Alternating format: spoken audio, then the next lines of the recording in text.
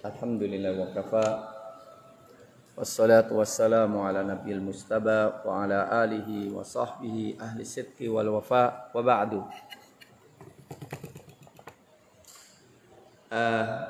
Kita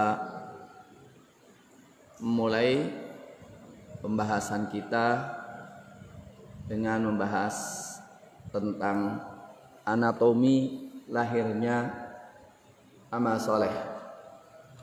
Kemarin sudah saya sampaikan, ini bagian daripada usul tarbiyah. Karena prinsip tarbiyah adalah melahirkan manusia yang soleh. Manusia yang soleh adalah manusia yang produktif, yang berkarya, yang melahirkan amal-amal soleh. Dalil dalam hal ini diulang-ulangnya kalimat orang soleh pada diri para nabi dan para rasul. Berikutnya adalah bagaimana melahirkan kesolehan itu. Bagaimana melahirkan manusia yang soleh. Manusia yang soleh, yang mampu beramal soleh, dibangun dalam dua hal yang paling besar. Pertama, membangun kekuatan, energi, potensi eksploratif. Al-Qudrah Taskhiriyah. Allah subhanahu wa ta'ala sudah menundukkan alam semesta. Alam tarau annallaha sakhkhara lakum ma fis samawati wa ma fil ard. Alam semesta ini musakhkhar, ditundukkan. Tetapi dalam memanfaatkan harus ada ilmu, harus ada potensi. Potensi mengeksplorasi, memanfaatkan alam semesta. Jadi membangun potensi eksploratif. Ya. Jadi bagaimana kita semuanya selalu meningkatkan potensi eksploratif. Potensi eksploratif entah itu manusia, bagaimana kita bisa memanfaatkan manusia yang lainnya,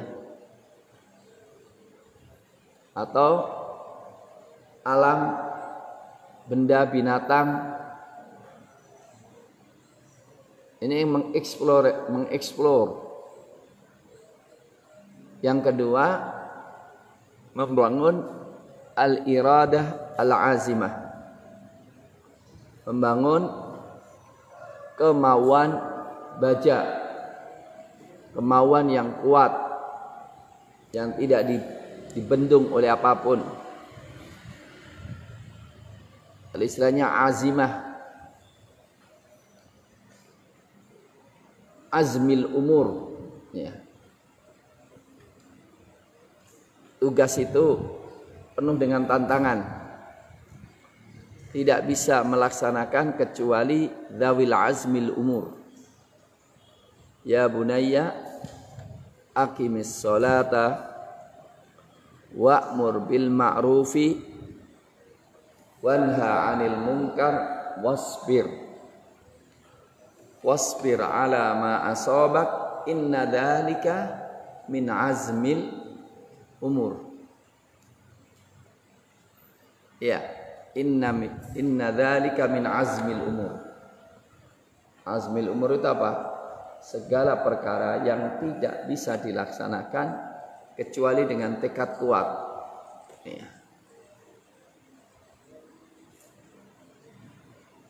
Karena banyak resikonya, menuntut pengorbanan. Al-Qudrah Taskhiriyah, Al-Qudrah Taskhiriyah muncul dari dua hal. Al-Qudrah Al-Aqliyah An-Nadijah, potensi akal yang matang. energi pikiran yang matang, al-qudrah al-aqliyah an-nadijah.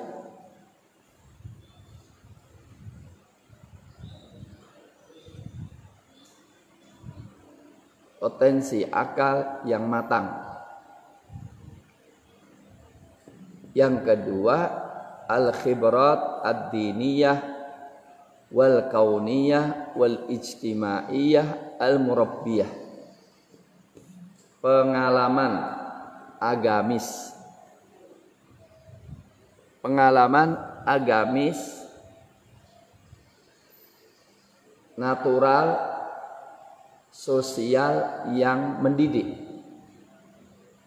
Jadi punya pengalaman yang mendidik, pengalaman yang baik dalam hubungannya kepada Allah, kemudian dalam hubungannya dengan sosial, dan dalam hubungannya dengan alam semesta.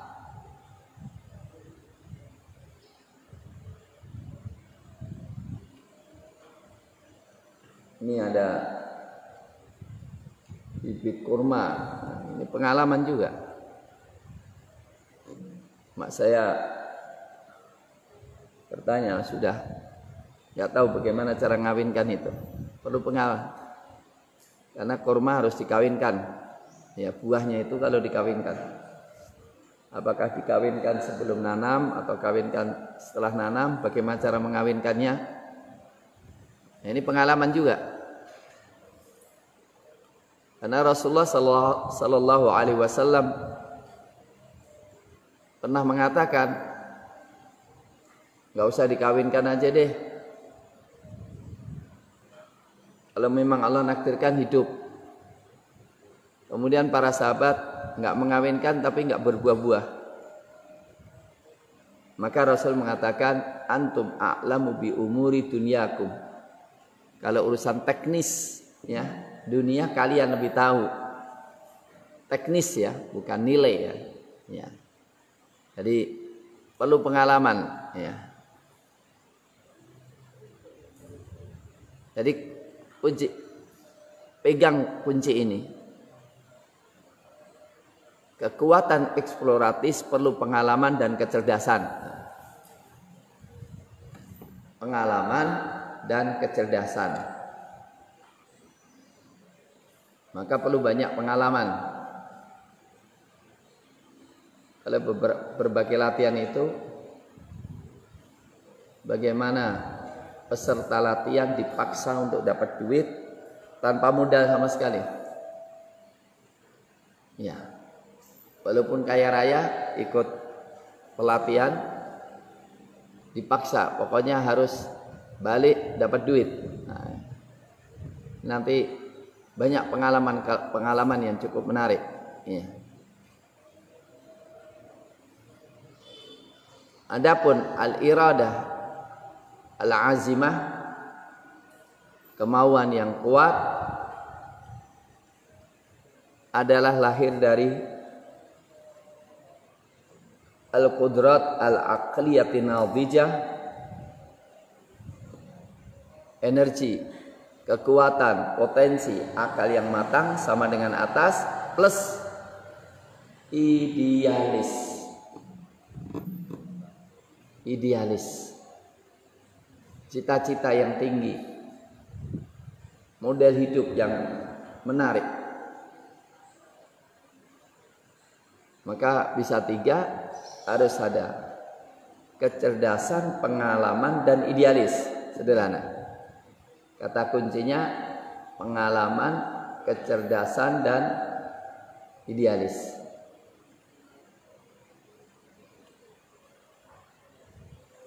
Ini yang akan kita bahas satu persatu. Ya. Ini yang akan kita bahas satu persatu. Kecerdasan, pengalaman, dan idealis.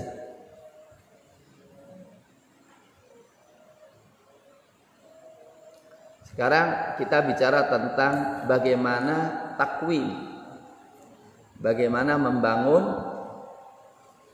Qudrat aqliyah nadijah, kemampuan akal yang matang. Bagaimana membangun kekuatan akal yang matang?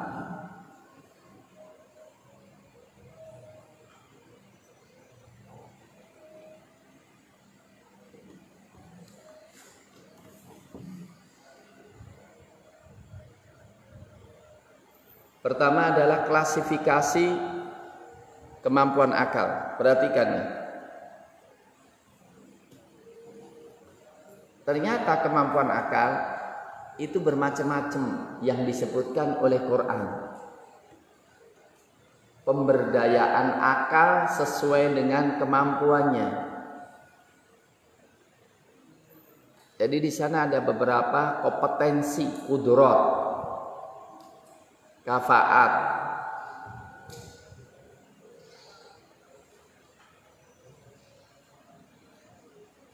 satu, dua, tiga, empat, lima, enam, tujuh, 8. Sudah dipakai semua belum?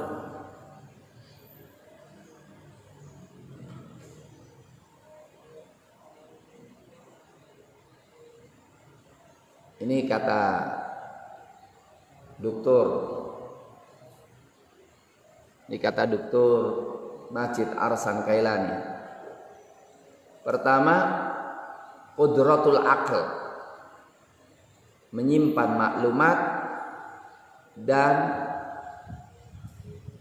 mengulang lagi, menghadirkan lagi, serta memanfaatkan ketika dibutuhkan. Jadi kita nyimpan maklumat itu kita perlukan sewaktu-waktu. Dan ketika kita memerlukannya maka kita bisa menghadirkan lagi untuk menjawab pertanyaan, untuk menyelesaikan masalah. Qudratul aql.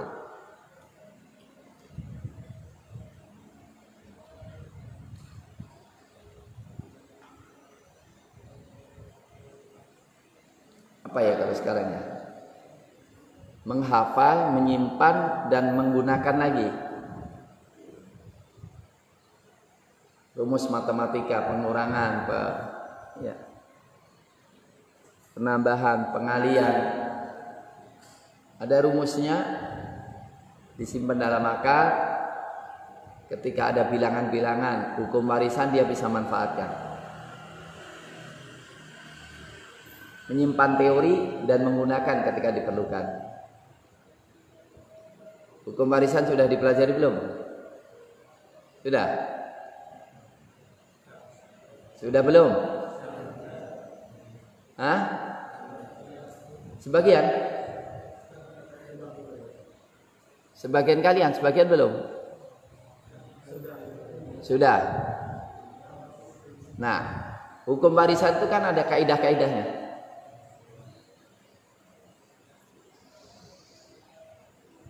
Kalau dapat sekian syaratnya apa, kalau dapat sekian syaratnya apa, kan gitu kan? Nah ini, ketika saya tanya, ini pasti berusaha untuk mereview kembali. Kalau ada orang meninggal dunia, diwarisi oleh saudara seibu,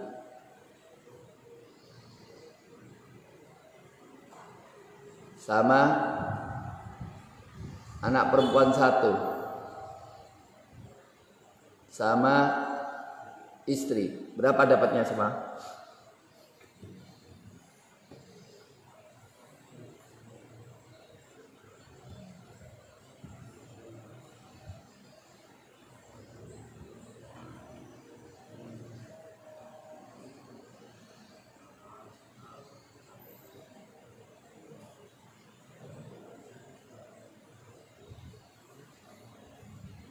Nah ini kan ada maklumat dulu masuk, sekarang digunakan kan? Itu namanya qudratul aql. Kalau nggak bisa nyimpen berarti nggak punya akal. Kemudian kalau nggak bisa manfaatkan lagi berarti bukan ilmu yang disimpan.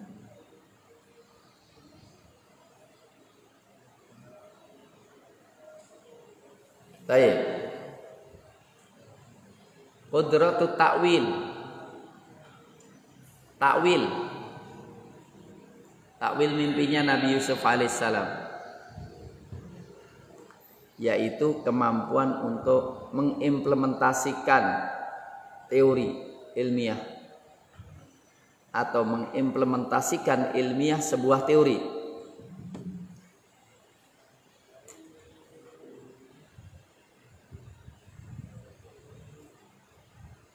Takwil mimpi. Mimpinya gini, bagaimana menyelesaikan masalah?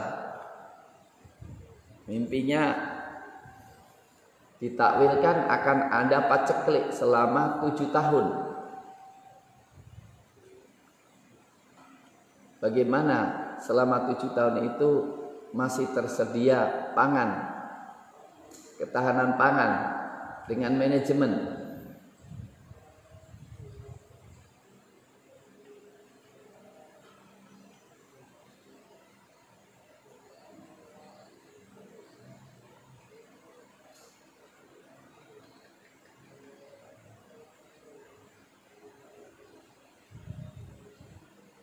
Contohnya,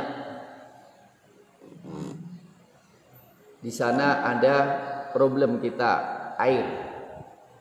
Kandungan ini banyak, terlalu banyak. Bagaimana bisa menjadi bersih? Maka kemudian kita datangkan ahlinya, menganalisa kenapa jelek, karena ini.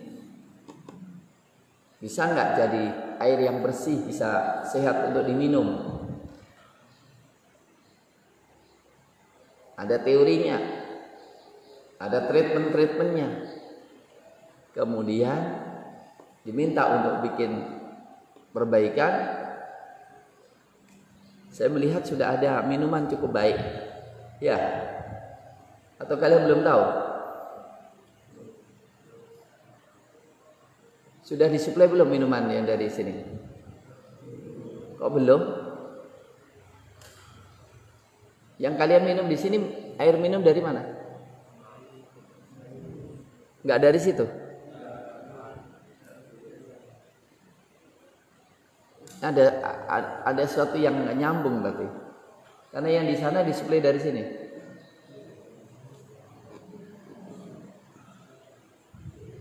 Atau di sana dibikin sendiri? Hah? Gimana? Jadi ada treatment sendiri?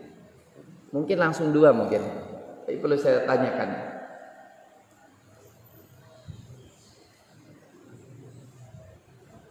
Ya, bagaimana air menjadi air mineral? Itu kan ada teorinya. Ini qudratut ta'wil, ya. Umpamanya Indonesia sekarang menghadapi krisis seperti dunia. Ya. Apa jalan keluarnya dan bagaimana implementasinya? Cina sama Amerika sudah berhadapan-hadapan di Laut Cina. Dengan segala kekuatannya, kapal induk semua udah dekat semuanya. Kalau terjadi perang, pasti punya pengaruh besar di Indonesia. Bagaimana mengurangi resiko? Ada teorinya. Kemudian juga ada implementasinya.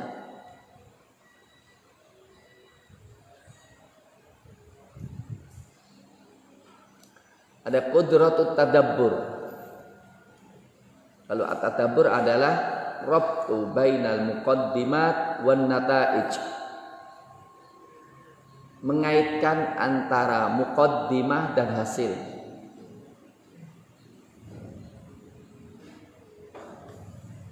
Contohnya, sehebat apapun pemimpin, kalau prajuritnya tidak berfungsi, tidak bernilai, maka hasilnya kegagalan.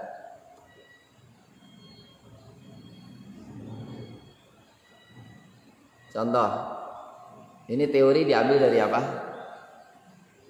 Kisahnya Nabi Musa. Nabi Musa orang terbaik.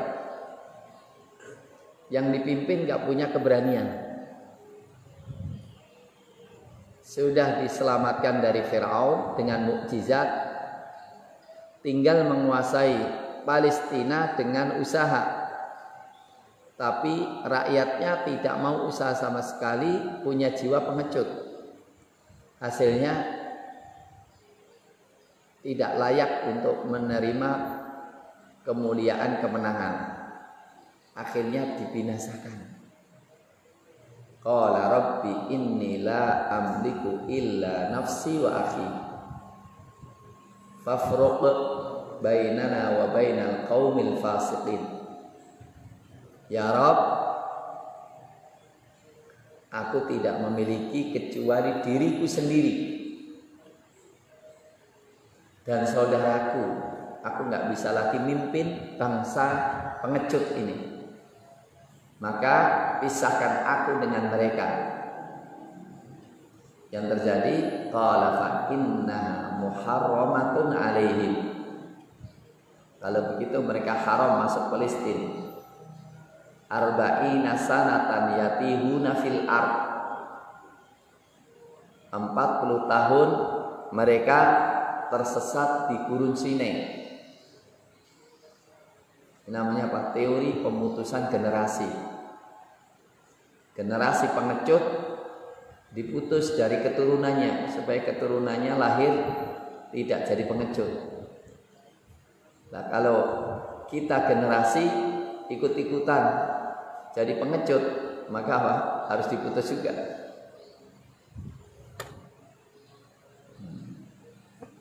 Jadi generasi jiwa terjajah selama bertahun-tahun lamanya, maka jiwanya jiwa terjajah bukan merdeka. Bentuk jiwa terjajah itu tidak berani ada perlawanan, maka mencari zona aman. Nah, gitu. Selalu cari zona aman, nggak berani mengambil resiko. Nah, bisa dipahami? Hah? Ini qudratu tadabbur.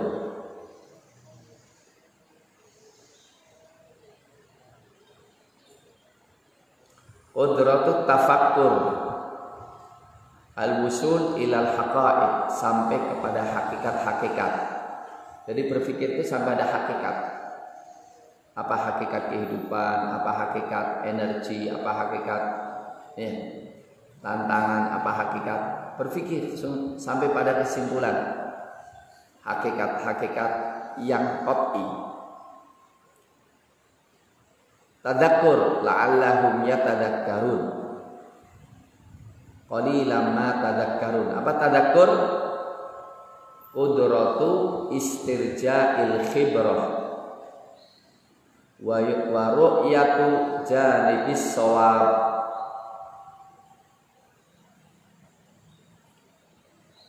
Kemampuan menghadirkan pengalaman dan melihat sisi yang benar dari pengalaman-pengalaman itu. Pernah kalah, tahu sebabnya di mana sehingga nggak kalah lagi.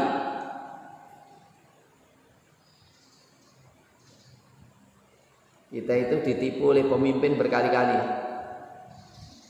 Kaum muslimin kayak pendorong mobil mogok dorong, setelah mobilnya jalan diajak, diangkat atau ditinggal? Tinggal. Ini supaya nggak terjadi bagaimana? Ya, bagaimana supaya kita, artinya kalau mobil mogok ya wajar lah, mobil orang kita nggak ada ini.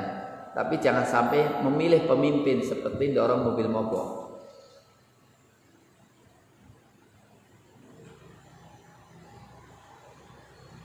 Tadakkur.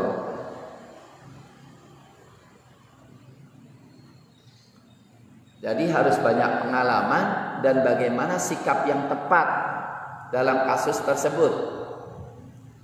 Pernah gagal, pernah kecewa, pernah rugi. Nah, itu supaya dihadirkan kembali untuk tidak diulang.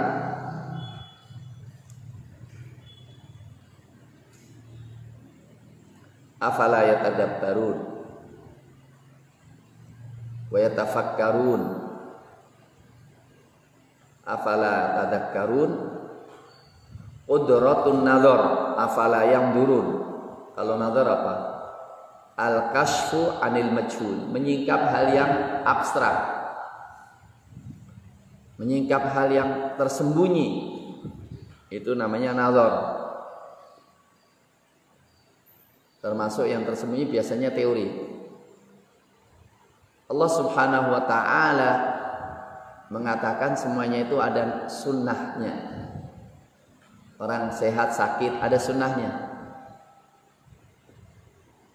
Orang gagal ada sunnahnya. Itu nggak kelihatan. Nah, kita singkap itu supaya kita ambil pelajaran. An-nadhar. Nadhar itu nalar. Penalaran.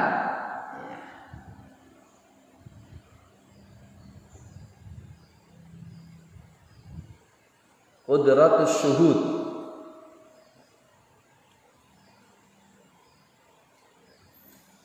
Wa huwa syahid. Al-qudratul aqliyah ma'al hissiyah, perpaduan antara akal dan fisik untuk sampai lil musul ilan nata'ij sahihah, untuk sampai kepada hasil yang benar.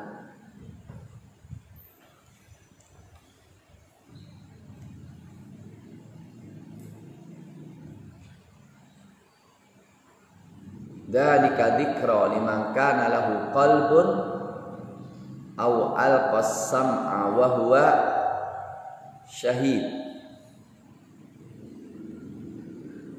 Tadi kita menjadi saksi kebenaran Rasul.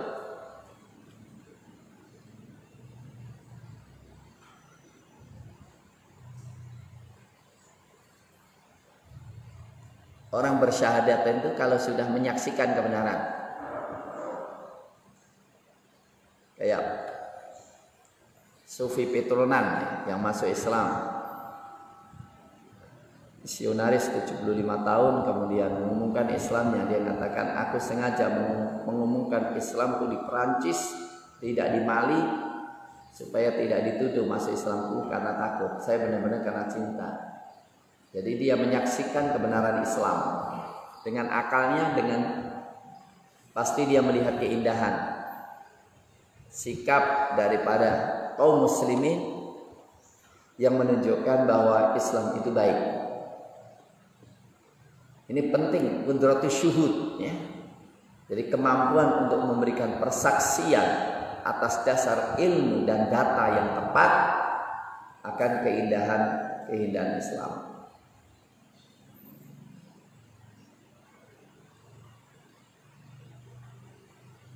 Namanya menyaksikan bahwa biasanya pakai survei, pakai penelitian,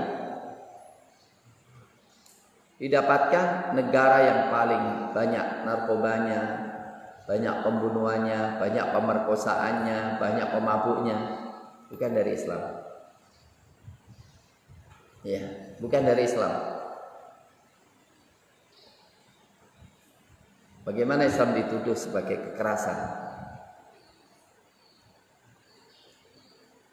Tapi yang paling sedikit tindak pidananya adalah dari negara-negara yang kesadaran bersyariahnya tinggi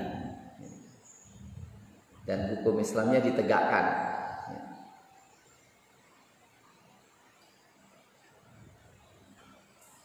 Kemudian qudratul ibsar. Afala tubsirun. Kita lihat ya, afala tubsirun. Dzalika liman kana lahu qalbun aw alqas sam'a wa huwa syahid.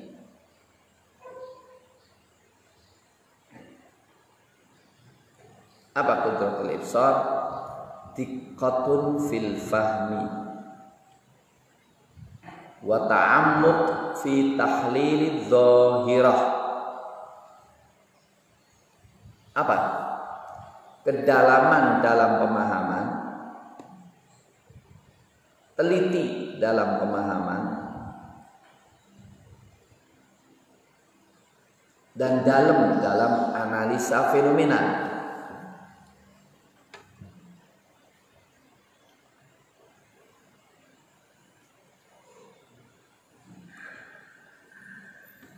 Kedalaman, ya, teliti dalam pemahaman, kedalaman di dalam menganalisa sebuah fenomena.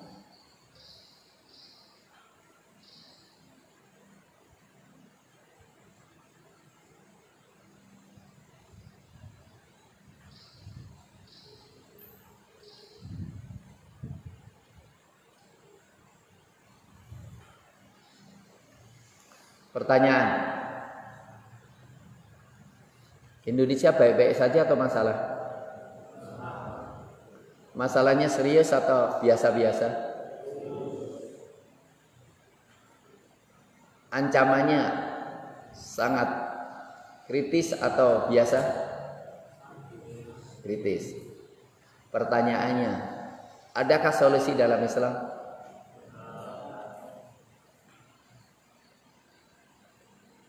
Bisakah Islam menyelesaikan?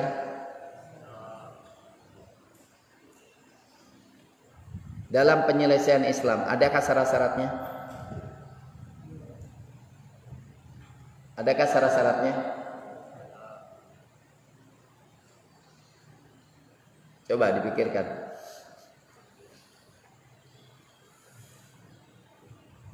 Sebagian, pernahkah kalian dengar pemaparan masalah dan penyelesaiannya? Pernah nggak? Pernah nggak dalam kajian-kajian saya, kajian-kajian Ustadz ya? Pernah? Ini menjawab pertanyaan saya memerlukan semuanya ini. Memerlukan kudrat. Ya nggak? Yang tidak cukup dijawab nanti kalau saya lulus, saya akan kuliah di bidang ini, setelah itu kerja, setelah itu kawin dan punya anak, hidup mapan, nggak menyelesaikan masalah, benar nggak? Itu bagian kecil dari masalah. Tapi yang saya bicarakan adalah, saya yang sampaikan adalah masalah besar.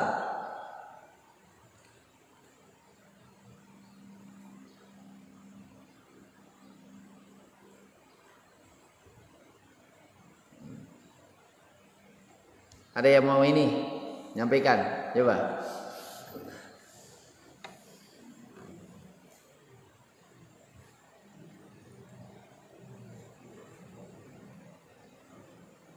Pamannya, partai Islam di Indonesia ada nggak? Apa pasti ada kekurangan nggak? Ada kelebihan nggak dibandingkan partai lain? Iya. Tapi masih kalah. Kenapa kalah? Kira-kira untuk pindah dari kalah untuk menjadi menang mungkin nggak? Ada syaratnya? Ada rukunnya? Ada penghalangnya? Bagaimana jawabannya? Ini semuanya masuk.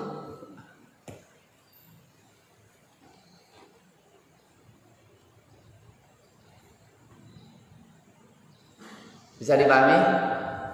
Tolong ditulis itu, pertanyaan saya ditulis.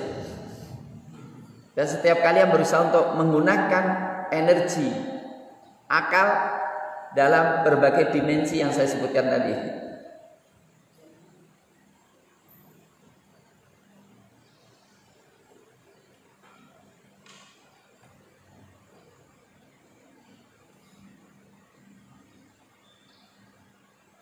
Iya. Inilah qudrat al-aqliyah.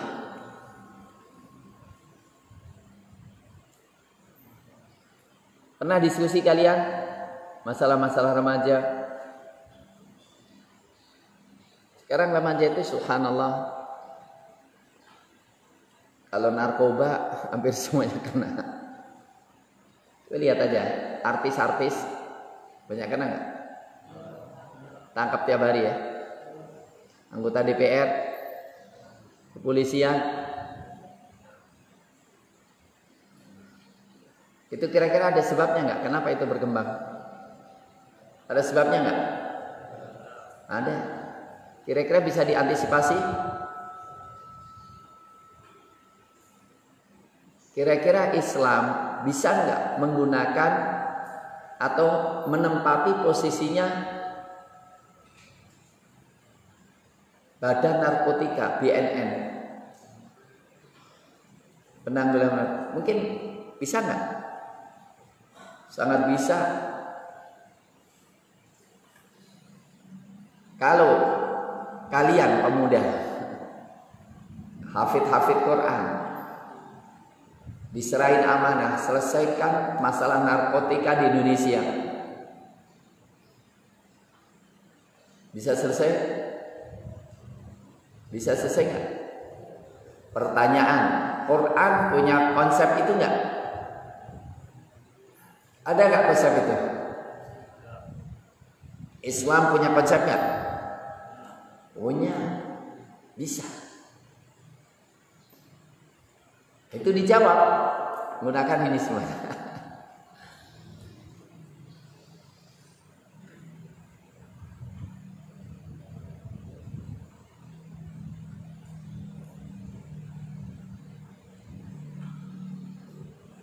Anies Baswedan mendapatkan penghormatan dunia. Jakarta menjadi kota terbaik seluruh dunia.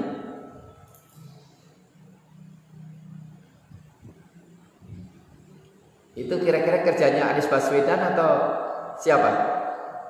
Anies kan?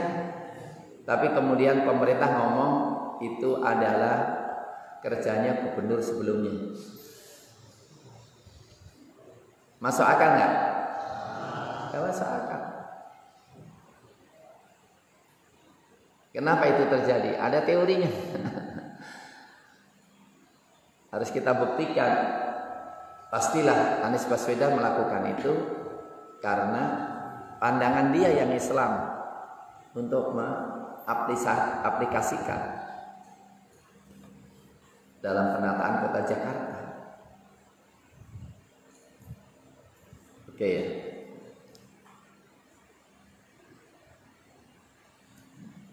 Tolong ya nanti kalian bikin diskusi, memikirkan menjawab pertanyaan saya tadi. Kalian tidak boleh meremehkan diri kalian, dan kalian tidak boleh pasif. Kita lihat nih, ada seorang pemuda umur 19 tahun membebaskan Aljazair dari penjajahan Prancis. Siapa namanya?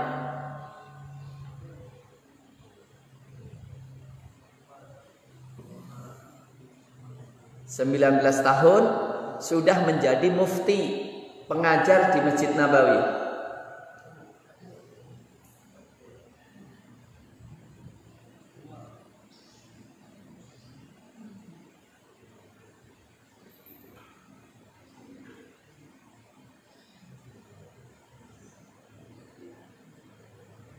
Hah?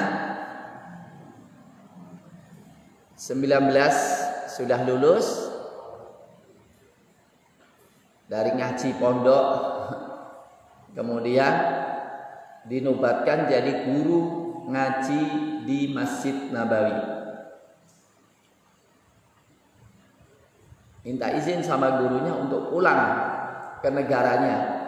Kata gurunya, negaramu sudah jadi negara Kristen. Udah di sini enak, tapi beliau tidak menerima itu. Kemudian khalwat selama 50 hari, merancang blueprint dakwah di Aljazair. Ketemu dengan temannya satu angkatan, ngobrol, membuat blueprint. Kemudian setelah itu pulang, memulai kerjanya dengan membuat TPA. 20 tahun berikutnya membuat pertemuan ulama-ulama Aljazair. Terkumpullah 10.000 ulama. Semuanya hasil daripada didikannya.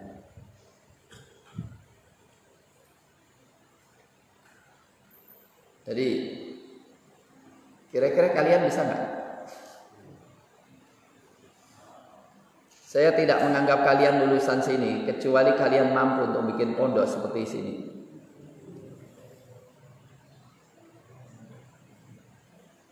Walaupun tanpa dengan modal.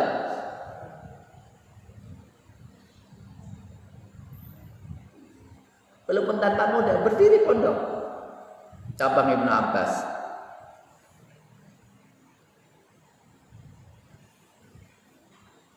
Adakah di antara kalian yang ngobrol-ngobrol di antara kalian, yuk kita nanti kalau lulus bikin pondok bareng-bareng? Ada?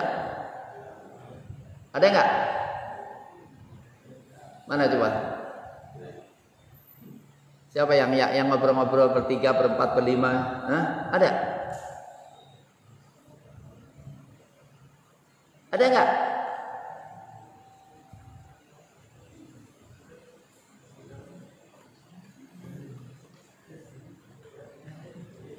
Dulu itu lulusan SMA itu sudah jadi ustadz. Maka saya bertekad untuk membuat atau menambah atau menguatkan dengan Kuliatul Muallimin. Ada yang siap? Siap saya kasih, ada lahannya 2 hektar, 3 hektar udah.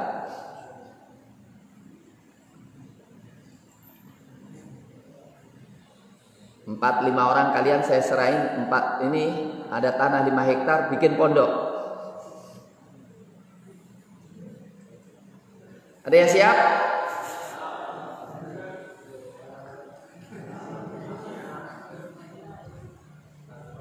Kuliahnya di lapangan. Kuliahnya bikin pondok.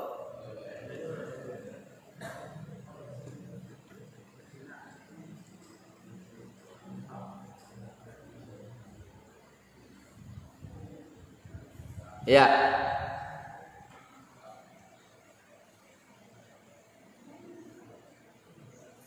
Khutwat tafkir. Ini saya tidak akan rinci ya. Berpikir itu ada tahapannya. Jangan langsung lompat. Di sini 1, 2, 3, 4, 5, 6, 7, 8. Mulai dari ihsas bidzahirah, sadar merasa adanya sebuah fenomena. Entah fenomena itu fenomena yang menyedihkan atau menyenangkan. Menjadi paham benar fenomena itu. Kemudian tahdid itar wa maidani dzahirah. Ruang lingkupnya, wilayahnya fenomena itu. Kalian bisa nyebut apa aja.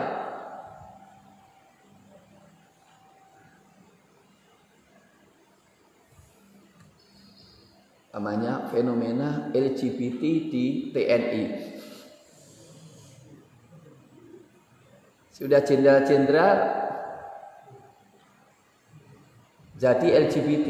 Bayangkan kalau sampai LGBT masuk tentara itu kalau perang kira-kira gimana? Hah?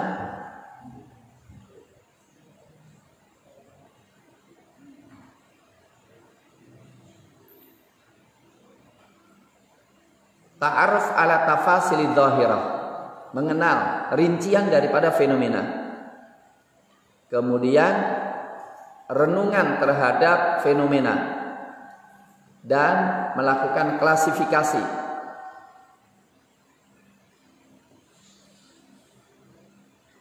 Jadi ternyata ada fenomena LGBT dengan fenomena hilangnya nasionalis dan merebaknya budaya apa? KKN, kolusi, korupsi, nepotisme. Kemudian hikmah terjadinya fenomena itu. Atau fenomena gangster di pondok pokoknya. Atau fenomena, ada juga fenomena LGBT di pondok pokoknya. Mudah-mudahan pondok kita dijaga dari itu semuanya.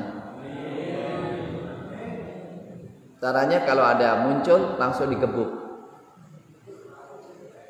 Harus ada tindakan tegas, tidak boleh toleransi.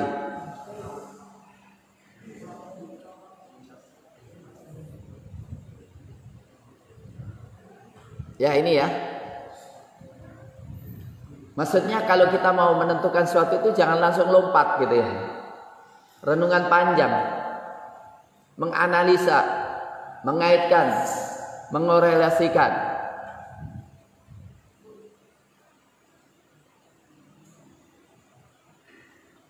Nah,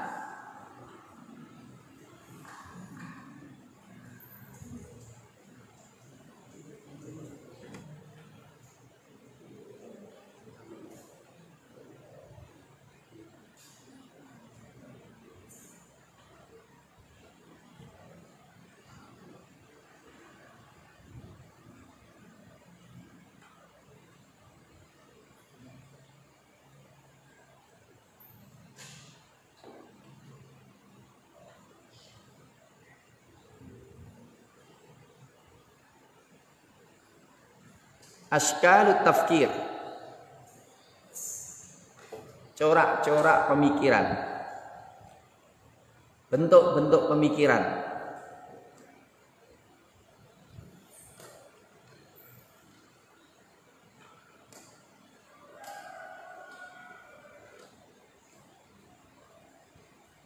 Ini yang ingin saya ini adab pemikiran, ini etika pemikiran. Ini frame pemikiran. Apa frame pemikiran? Pertama, biasakan untuk melakukan pemikiran an-naqdudzati la tabriri. Perhatikan. An-naqdudzati la tabriri. Autokritik, tidak apologik. Autokritik, tidak apologik. Pemikirannya Nabi Adam bukan pemikiran iblis. Adam selalu menyalahkan dirinya, mengkritik dirinya, bukan orang lain.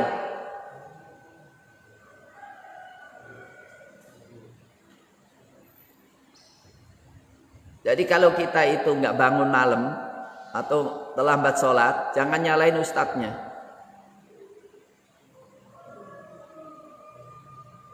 Kalau hafalan belum selesai, jangan nyalain ustadznya, nyalain dirinya sendiri. Perhatikan nih, pemikiran Nabi Adam, Rabbana dzalamna. Padahal Adam jelas-jelas digoda oleh iblis. Tapi tidak pernah Nabi Adam alaihissalam menyalahkan iblis.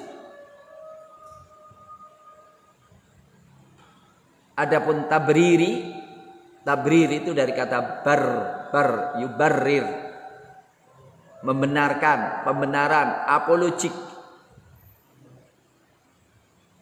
Dengar kan apologik? Jadi nyalain orang lain, benarkan dirinya. Saya nggak salah, yang salah orang lain. Pembenaran terhadap kesalahan.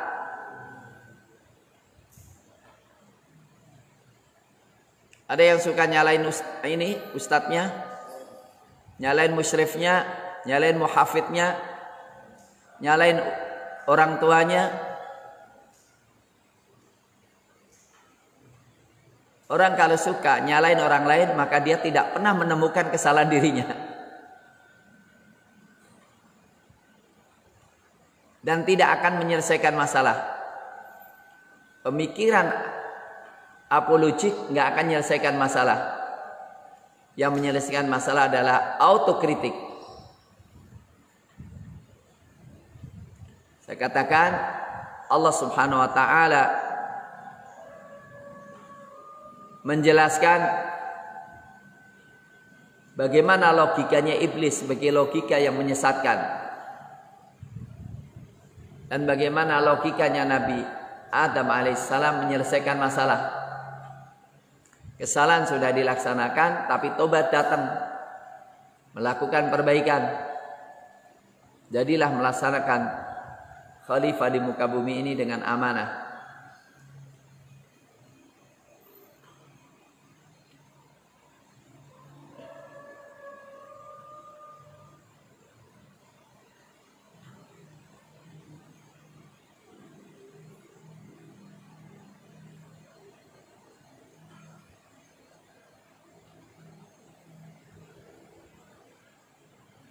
Yang kedua,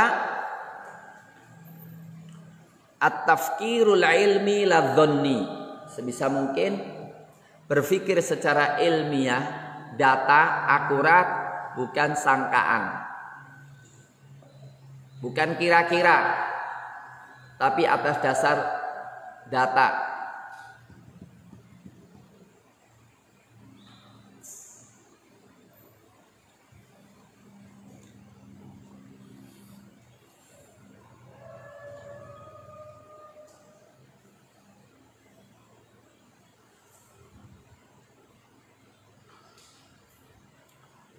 Teman kalian masih 6 ya?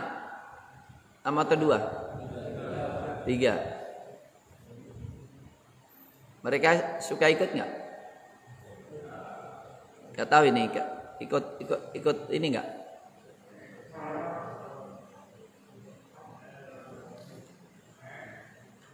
Coba saya minta santri yang online untuk absen.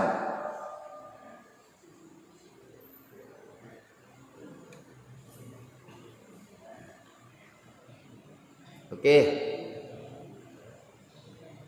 Iyattabi'una illa dhann wa inna dhanna la yughni minal haqqi syai'a. Tapi kul hatu burhanakum. Berpikir secara argumentatif. Lihat nih. Wa qalu la yadkhulal jannata illa man kana hudan aw nasara. Tilka amaniyuhum dhann.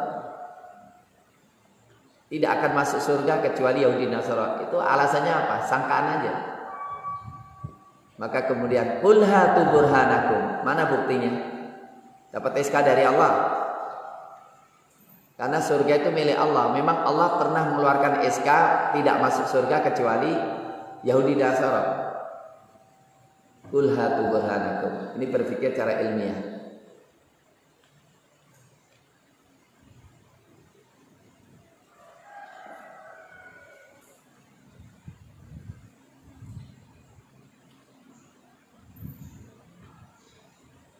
Amma yabda'ul khalqa thumma yu'idu wa may yarzuqukum minas sama'i wal ardi ilahum Allah qul hatu burhanakum in kuntum shadiqin. Argumentatif.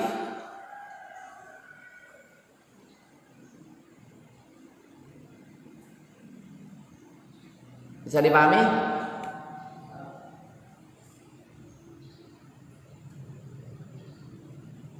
Yang ketiga, tafkir tajdidi la taklidi. Berpikir reformatif, bukan taklid. Kita kalau bisa itu berpikir selalu baru, menyelesaikan masalah selalu baru. Jangan rutinitas.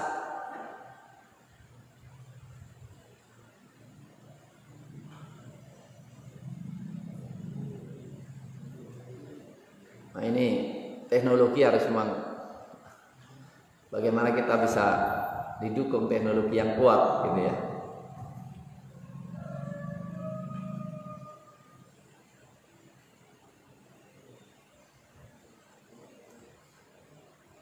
Jadi selalu harus cari yang baru. Kata Allah, wa yakhluqu ma la ta'lamun. Allah menciptakan yang baru yang kalian belum ketahui. Jadi setiap apa masa ada yang baru terus.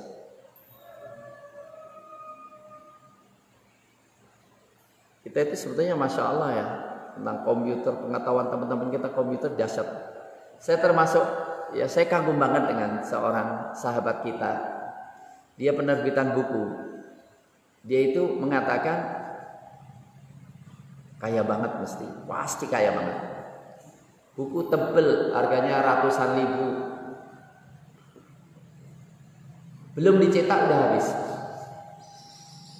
Jadi mau cetak 10.000, pesennya lebih daripada 10.000. Setiap pekan, setiap bulan itu begitu terus 10.000. Wah, kaya banget. Bagaimana? Dia memiliki kreativitas dalam promosi. Jadi anak-anak muda dia pelihara, dia bisa promosi buku itu begitu cepat banget. Satu klik jutaan orang kena masuk kayak ini promosi ini. Sehingga apa? Sebagian orang bilang, aduh barangnya masih numpuk. Dia katakan, nggak berani kita ini promosi ini. Nanti pusing, kenapa? Pesannya begitu banyaknya, cepet banget. Ini salah satu. Itu kalau kemudian digunakan untuk kampanye, bagus banget itu.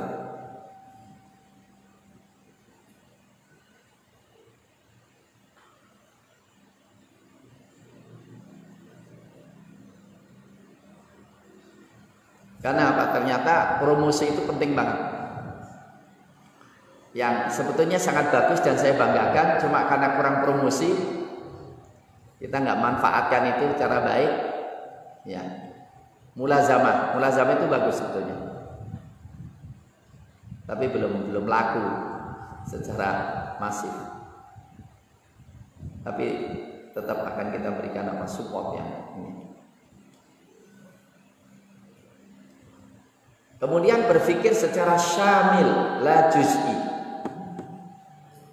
Berbicara tentang universal, integratif, bukan parsial. Berpikir secara integratif, bukan secara parsial. Ini penting banget. Jadi kalau kalian berpikir sesuatu, kenapa terjadi ini? Jangan separuh-separuh. Berpikir tentang ajaran Islam harus menyeluruh. Jangan parsial. Islam itu kalau dipahami cara parsial kelihatannya jadi apa? Jelek. Indahnya Islam itu kalau dilihat secara universal, secara integral. Umpamanya ya, fenomena pergaulan bebas remaja dimensinya luas banget, mulai budaya keluarga, pendidikan, mungkin masalah kehalalan yang dimakan, bahan bacaan,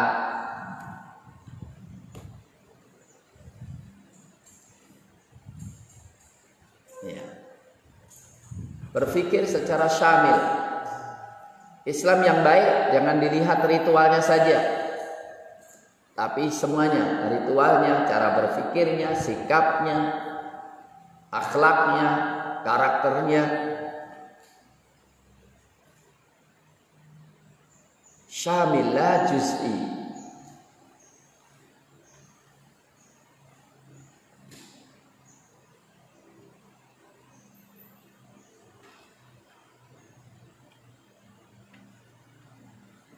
Berikutnya, berpikir secara jama'i lal fardi. Berpikir secara kolektif, bukan individualistik. Islam itu mengajari kalau berpikir kolektif. Permasalahan itu diselesaikan secara kolektif. Mudir baik nggak bisa apa-apa kalau perangkatnya nggak baik.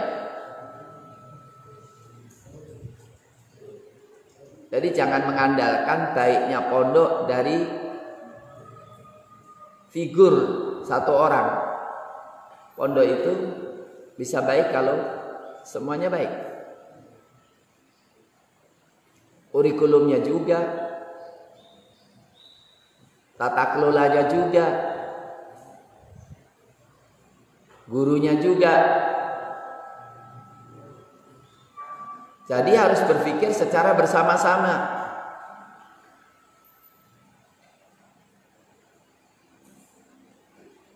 Perumpamaan orang yang melakukan nahi mungkar dengan orang yang melaksanakan kemungkaran seperti suatu kaum yang dapat undian tempat duduk di kapal, yang satu di atas, yang satu di bawah. Airnya di atas. Setiap kali mau ngambil air harus airnya di mana? Di bawah. Dan yang di atas enggak, airnya di atas ya. Kemudian yang di bawah kalau mau mengambil air harus ke atas. Akhirnya dia berpikir sederhana, kita lubangi aja. Kalau berpikir individual nggak apa-apa, tak lubangi ya. Tapi pikir, apa akibatnya? Tenggelam semuanya.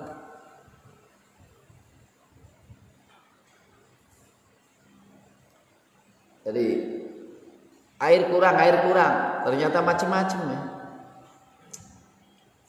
Ngandalkan maintenance, kalau tingkah laku anak-anak nggak bertanggung jawab gimana?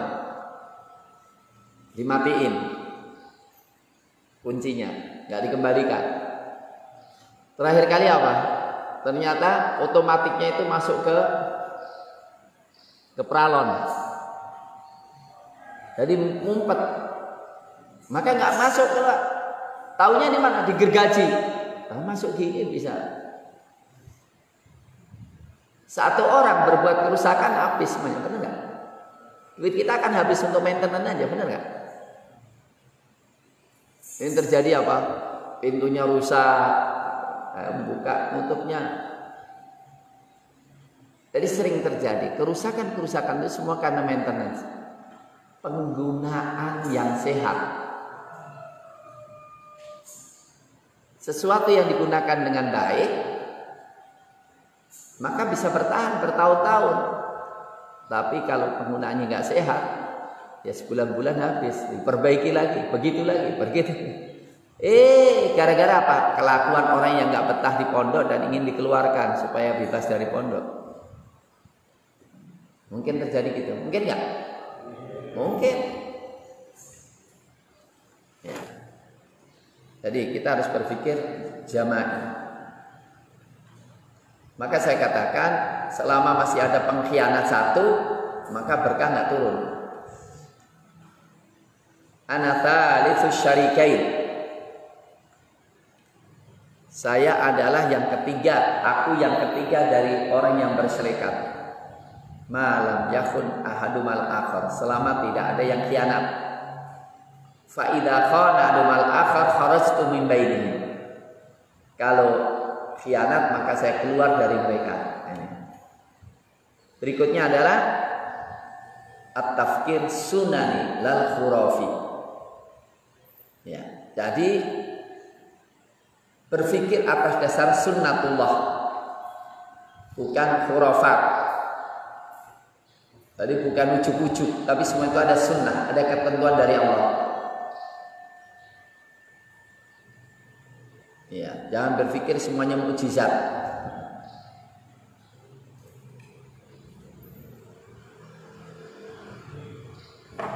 Berikutnya, macam-macam berpikir ini harus menyatu. Dan semuanya punya lapangan masing-masing. At-tafkiri tajribi.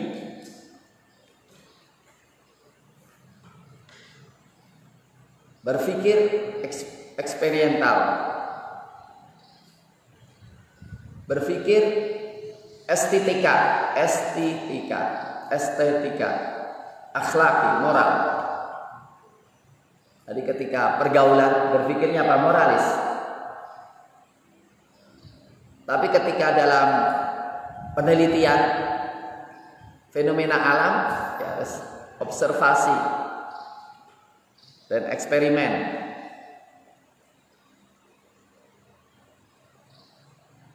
Dalam satu sisi harus berpikir jamali. Kalau zamannya estetika ya. Kalau akhlak apa? Etika. Akhlak itu apa? Bersifat etika. Kalau jamali keindahan estetika. Kemudian tafkir mantiki tahlili, logika, analitik. Empat-empatnya ini harus digunakan. Empat-empatnya ini harus digunakan. Pengantin baru, dia ingin indahnya hidup, tetapi juga selogik dong. Penghasilannya berapa? Dan dia juga harus berpikir secara etikanya. Sudah nikah kok, semuanya masih mengharap orang tua yang namanya nggak etik gitu.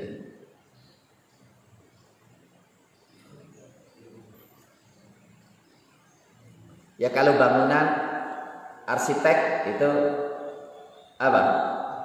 Etika ya, estetika ya. Matematika, biologi, mantiki tahlil. Perbaikan ekonomi, tajribi. Maksudnya saya ingin nyentuh kalian untuk menggunakan kemampuan-kemampuan itu dan mengembangkan itu.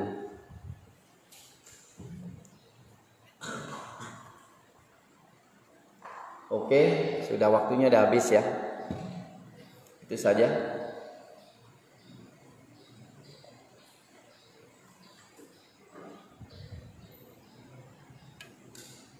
Subhanakallahumma bihamdika asyhadu an la ilaha anta astaghfiruka wa atubu ilaik.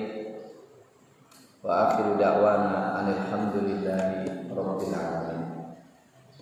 Assalamualaikum.